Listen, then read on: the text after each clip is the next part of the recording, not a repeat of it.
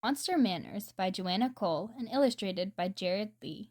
Rosie Monster looked like the perfect little monster. She had nice strong teeth, sharp little claws, and green eyes that glowed in the dark.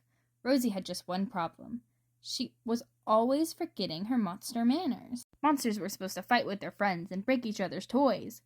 But Rosie played nicely with everyone. This made her mother very unhappy. Monsters were supposed to growl loudly when they answered the telephone. Grrr. Rosie always forgot and said hello in a polite voice.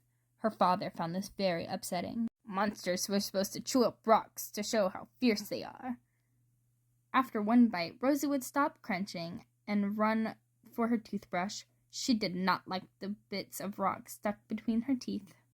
You don't look as if you're 99. Thank you. One day, when the family was out walking, Rosie even helped an old lady cross the street. Poor child. Her mother and father shook their heads. I'm afraid Rosie will never learn, said her father. How will she get along in this world? Asked her mother. When they were talking, Rosie's best friend, Pernulia, came by. Buzz off. You've got good manners, Pernulia, said Rosie. Can you teach me? Sure, said Pernulia. What a gal. And so Pernulia came over to give Rosie some lessons. Ready? Ready. First lesson was making monster faces. Pernulia showed Rosie how to make monster faces. Number 1, monster face number 2, monster face number 3, and monster face number 4. Then it was Rosie's turn. She tried to make monster face number 1, number 2, number 3, and number 4.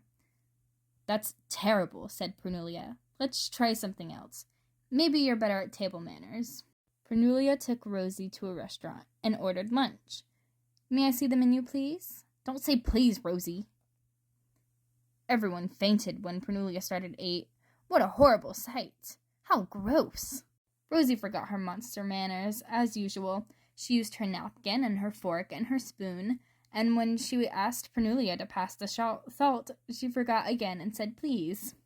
Pernulia was very angry. You're not even trying, she said. Pernulia decided to give Rosie one more chance. This time we'll practice our visiting manners, she said. We'll drop in on my Uncle Ned. Pernulia behaved perfectly for a monster. First she rang the doorbell 10 times without stopping, even when she heard her uncle say, come in. Then Pernulia knocked so hard the door fell down. She went inside and jumped up and down on her uncle's favorite chair. She spilled a vase of flowers on the rug, and finally she stepped very hard on her Uncle Ned's foot. Uncle Ned was proud of Pernulia. Good. But Rosie said, how do you do? And sat quietly on the sofa. Uncle Ned was horrified. He asked Pernulia to take her friend home until she could learn better manners. Pernulia threw up her hands. I did my best, Rosie, she said. I can't do any more.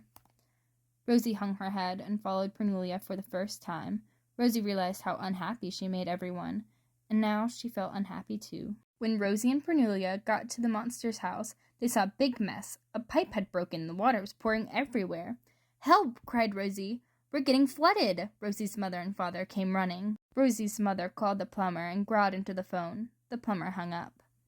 Rosie's father called and roared into the phone. The plumber hung up even. Pernulia tried too, but the same thing happened. Click! They were getting nowhere, and the water was getting deeper. Something had to be done, and Rosie did it. Without thinking, she dialed the phone and said in a nice voice, Hello, we have a leak at the monster's house. Can you come over, please? I'll be right there, said the plumber.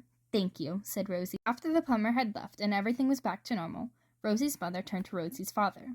You know, dear, she said, Rosie's strange manners do come in handy sometimes. We're lucky to have her, said Rosie's father, strange manners and all.